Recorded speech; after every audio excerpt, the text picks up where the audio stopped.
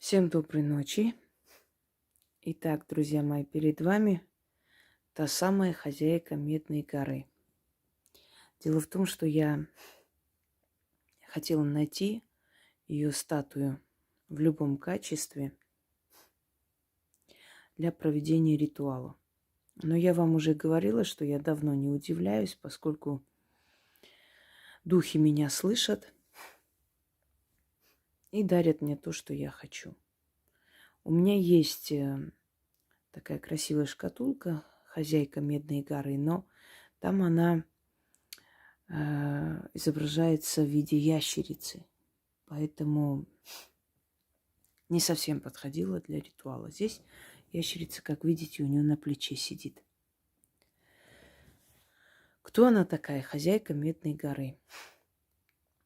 Местные жители и горняки, да и вообще искатели приключений и всякого рода богатства и кладов издревле говорили о том, что у Уральских гор, их называли Медные горы, поскольку они дают такой красный медный отлив, оттенок. Долго считала, что там очень много меди, в принципе, оно и есть. И медь, и металл, и камни. Что над этими всеми камнями властвует дух-хранитель, который появляется в виде хозяйки, в виде царицы с короной на голове, очень статная, красивая женщина.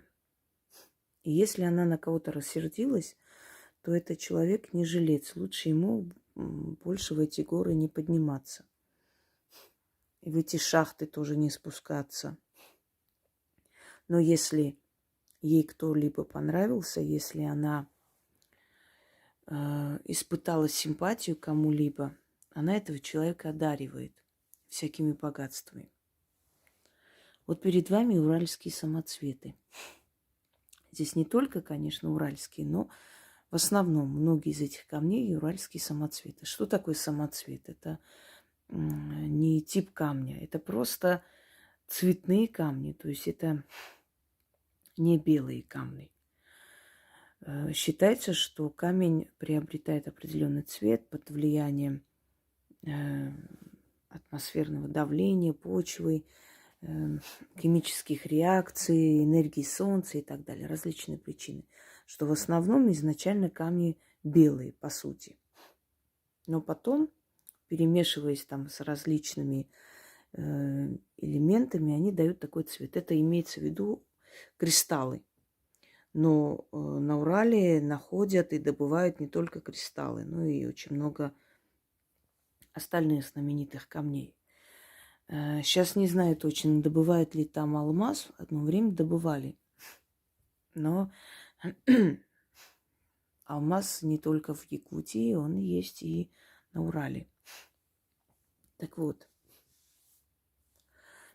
вот к этому духу-хранителю обращались испокон веков, обращались через камни. Раскладывали камни на алтарь, держали какой-либо камень в руке и просили хозяйку Медной горы, то есть каменной горы, хозяйку этих камней, которые впоследствии становились то есть украшениями, да, кольцами, подвесками и так далее. Вот просили у нее, чтобы она отправила им подарки, дары в виде камней. Но не просто камни, а эти камни, чтобы были в оправе, то есть чтобы они были как украшения, в виде украшений. То есть, по сути, просили украшения в дар. Или чтобы так получилось, чтобы они могли приобрести эти украшения по выгодной цене и прочее. Как это делалось, примерное описание сохранилось и есть у русских этнологов. А вот именно какие слова произносили, к сожалению, конечно, до нас не дошло. Но, однако, вы знаете прекрасно, что я могу восстановить древние традиции, обычаи, добавить свое. Мне дано воссоздавать, и я это воссоздала и воссоздаю. Можно ли держать дома статую хозяйки Медной горы? Эта статуя сделана по заказу. Это очень красивая, дорогая, тяжелая статуя из бронзы.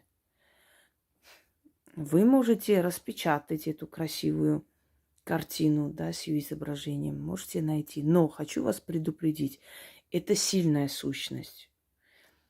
Поэтому неизвестно, как она отреагирует на вообще на то, что вы пожелаете, чтобы она была у вас дома.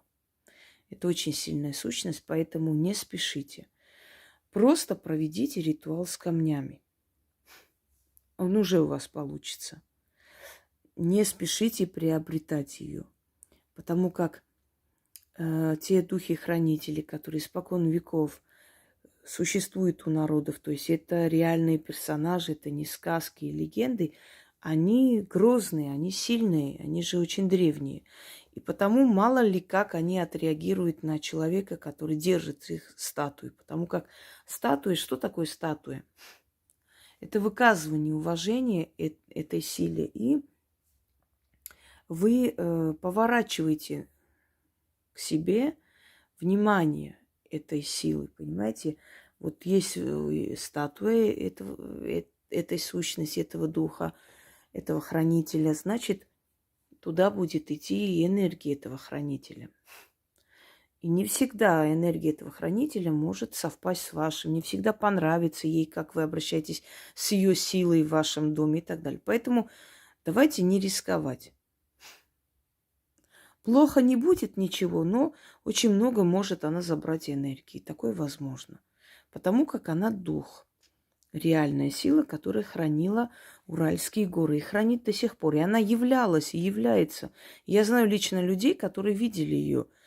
Конечно, не в таком описании, как в легендах и сказках, но видели нечто такое, как тень, как женский силуэт, и это их очень сильно напугало. Так вот, если вы хотите получать драгоценности, украшения, в которых есть камни, то есть вы намекаете, чтобы вам принесли, подарили эти украшения или получилось вам приобрести по более выгодной цене камни, но не просто камни, а в оправе эти камни, то вам нужно раскладывать, разложить камни, обычные камни. И чем больше, тем лучше. Я думаю, что у моих зрителей уже есть камни, целые коллекции, потому что мы часто проводим. И я вам объясняла, что камни – это энергия. Их называют кости земли. Представьте, камень пропитывается энергией земли. Это же из недр земли. Некоторые вообще вулканические породы, некоторые со дна океана, некоторые окаменелые деревья. То есть их такое огромное. Вот это дерево окаменелое. Вот, видите? Их настолько много, этих камней, пород камней, да, и кристаллы, и прочее, что они все носители информации недр Земли. И, естественно, то есть камни сохраняют и память, и передают энергию. Она хозяйка камней, хранительница камней. Неважно, откуда эти камни. Это символично. Нужно разложить камни, делать такой, как бы вам сказать, антураж, такой вот декорацию уральских камней, вот этих скал, различные камни. Вот у меня, видите, из камня и деревья, и денежные деревья стоят, все что угодно. Золотистая или красная свеча, ткань черная или красная. Эту свечу можно использовать и в другом ритуале. Но желательно, если вы будете 3 ночи к ряду проводить к ней вот этот ритуал. Значит, ночь или вечер, когда уже солнце село, садитесь, берете в руки камни и читаете 4 раза. Это намек на 4 стороны света, чтобы отовсюду вам приходили эти дары. Начитали, потушите свечу. И вот 3-й раз, когда вы прочитаете, потушите свечу и уберите это все. Нет, но это все вы не оставляйте весь день. Вы можете убрать, потом снова разложить. И через некоторое время у вас будут появляться каменные украшения, то есть украшения с камнями. Кольца, браслеты, серьги, смотря насколько она захочет вас одарить.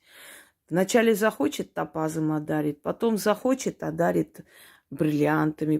То есть чем дальше, чем чаще вы будете проводить, тем более дорогие каменные дары вместе с золотой оправой вы будете получать. Что нужно делать, как только вы получите первый подарок? Или сможете себе позволить купить то, что вы хотели. Это тоже ее дар. Помощь вам, чтобы вы приобрели то, что вы хотели. Что нужно делать? После того, как вы приобрели, поставьте чашу с вином на подоконник. Откройте, подоконник или можно форточку и говорите: я призываю тебя, хозяйка Медной горы, приди, угощайся и будь благословенна. И оставите это вино. Утром вино уже практически будет прокисшее, потому что она приходит и забирает энергию вина. Выливаете, и все, и моете эту чашу. Вы так откупаетесь, благодарите, показываете ей свое уважение. А теперь заговор. Гора медная, богатая каменями, самоцветами да алмазами. Извиняюсь еще раз погромче. Гора медная, богатая каменями, самоцветами да алмазами. Те камни дорогие, они украшают короны царей, ожерелья цариц. Земля дарит дорогие камни, а над теми горами и над теми камнями царствует и властвует прекрасная хозяйка той Медной горы. То ящером обернется, то малахитовой скалой покажется, и тех, кто к ней взывает, кто просит, с почтением да с уважением, тех хозяйка горы награждает, одаривает. О всемогущая хозяйка Медной горы, прошу тебя и кланяюсь, подари мне свои драгоценные камни в золотой и серебряной оправе, в кольцах и браслетах, в цепочках и в серьгах, и в богатых дарах. Поклон тебе, всемогущая хозяйка. Я жду твой дар. Верю, что ты будешь ко мне добра. Да будет так, заклинаю. Я вам скажу, что не удивлюсь, если после такого ритуала у вас в семье начнут закупать золото, прям бешено закупать. То подешевле привезли, то подарили и так далее. Точно такой же эффект от ритуала Дед Хабар. Покупают, начинают покупать золото, столько привозят, и столько таких моментов подходящих, очень удобных и выгодных. Понимаете, каждый ритуал у каждого человека работает по-своему, как таблетка. У кого-то этот ритуал приносит удачу, новую возможность, можно хорошую работу, устроиться, все нормально. Кому-то тот же самый ритуал может принести подарки, кому-то тот же самый ритуал может принести решение в суде в его пользу. Каждому человеку по-своему дается. Духи видят, что этому человеку в данный момент нужнее всего. И в этом и помогают. Так что по-всякому может случиться. Но то, что самоцветы, различные камни, драгоценные, полудрагоценные, хотя я не согласна, потому что это не очень подходит. Это драгоценные камни. Просто есть более дорогие, есть более доступные. Например, одно время горная хрусталь была очень дорогим камнем. Но потом, когда уже больше стала добыча, да, она стала обычным делом. Вот если бы, например, алмаз добывали столько же, сколько бирюзы, то алмаз был бы очень дешевым камнем, поскольку все меньше и меньше, и придет время, когда алмаза больше не будет на земле. И вот все эти изделия будут просто, дорогущие, скажем так. И, может быть, ваши внуки и правнуки уж недолго осталось, чтобы алмаз закончился. Представляете, внуки и правнуки, имеющие бриллиантовые кольца, могут просто одно кольцо продать и купить особняк. И такое может быть. Именно поэтому я и говорю, это тоже ваш капитал. Покупать, откладывать. Не обязательно носить. Само удовлетворение от того, что оно у тебя есть, уже приятно, правда? Итак, еще раз. Гора медная, богатая каменями, самоцветами да алмазами. Те камни дорогие, они украшают короны царей, ожерелья цариц. Земля дарит дорогие камни, а над теми горами и над теми камнями царствует и властвует прекрасная хозяйка той медной горы. То ящером обернется, то малахитовой скалой покажется, и тех, кто к ней взывает, кто просит, с почтением да с уважением, тех хозяйка горы награждает, одаривает. О всемогущая хозяйка медной горы, прошу тебя и кланяюсь, подари мне свои драгоценные камни в золотой и серебряной оправе, в кольцах и браслетах, в цепочках и в серьгах, и в богатых дарах. Поклон тебе, всемогущая хозяйка. Я жду твой дар. Верю, что ты будешь ко мне добра. Да будет так, заклинаю. И на этом все. Все остальное я вам объяснила уже. Живите богато, всем на зависть. И запомните, чем больше будете обращаться к силам, тем сильнее будут работать ваши заговоры, обращения. Тем необычнее будут дары и подарки. Но каждого из вас они слышат и видят вашу душу. И дарят вам столько, насколько вы заслуживаете это. Согласно вашим стараниям в том числе. Всем удачи!